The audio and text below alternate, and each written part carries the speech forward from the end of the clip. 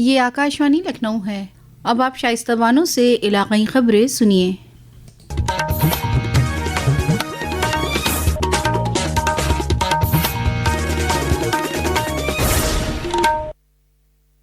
वज़ीर आला योगी आदित्यनाथ की सदारत में आज लोक भवन में हुई काबीना की मीटिंग में 10 तजावीज़ को मंजूरी दे दी गई है। काबीना के फैसलों की मालूमात देते हुए काबीना वजीर सुरेश खन्ना ने बताया कि ओडीओपी स्कीम के दूसरे मरहले को काबीना ने मंजूरी दे दी है, जिसके तहत रियासत में अन्नपूर्णा इमारतों की तामीर होगी। उन्होंने बताया कि फौज से रिटायर अग्निवीरों को रियासत में पुलिस और पीएसी में 20% रिजर्वेशन देने का फैसला किया गया है।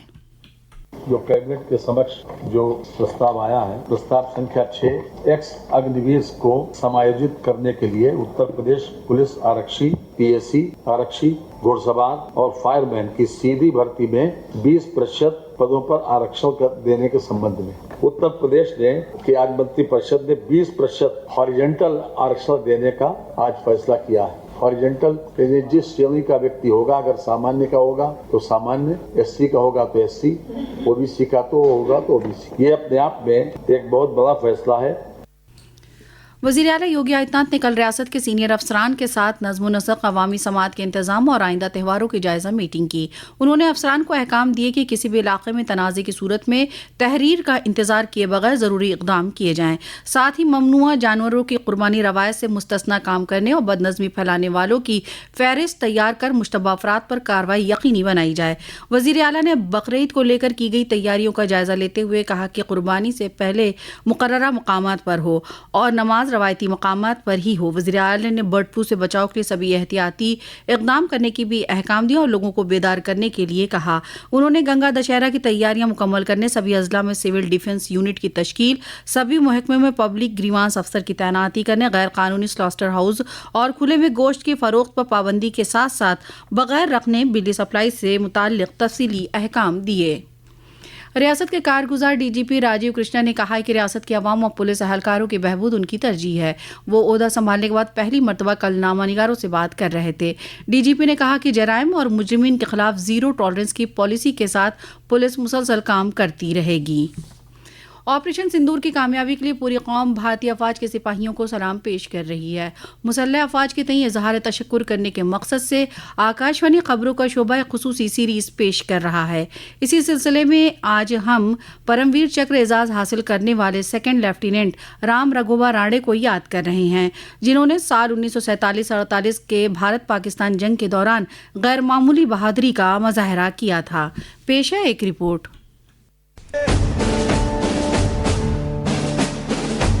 वर्ष 1918 में वर्तमान में कर्नाटक में जन्मे सेकंड लेफ्टिनेंट रामा राघोबा राणे दिसंबर 1947 में सेना की इंजीनियर्स कोर में शामिल हुए। भारतीय सेना ने मार्च 1948 में झांगर क्षेत्र पर पुनः नियंत्रण प्राप्त करने के बाद वहां के नागरिकों को दुश्मन की क्रूरता से बचाने के लिए नौशेरा से राजौरी की ओर एक अग्रिम अभियान की योजना बनाई। 8 अप्रैल को 4 डोगरा बटालियन ने अपना हमला शुरू किया, लेकिन उसका मार्ग बारूदी सुरंगों और सड़क अवरोधों से बाधित था। सेकंड लेफ्टिनेंट राणे ने इस दौरान शत्रु के मोटार हमलों के बीच 8 अप्रैल के दिन घायल होने के बावजूद भी उन्होंने टैंकों के लिए मार्ग को साफ करने के लिए बारूदी सुरंगों और बाधाओं को हटाने का कार्य जारी रखा। उनके इन्हीं प्रयासों के कारण भारतीय सेना राजौरी तक पहुंचने में सफल हुई। अद्वितीय साहस, दृढ़ निश्चय और सेवा भावना के लिए सेकंड लेफ्टिनेंट रामा राघोबा राणे को परमवीर चक्र से सम्मानित किया गया। सकलैन अख्तर, आकाशवाणी समाचार, दिल्ली।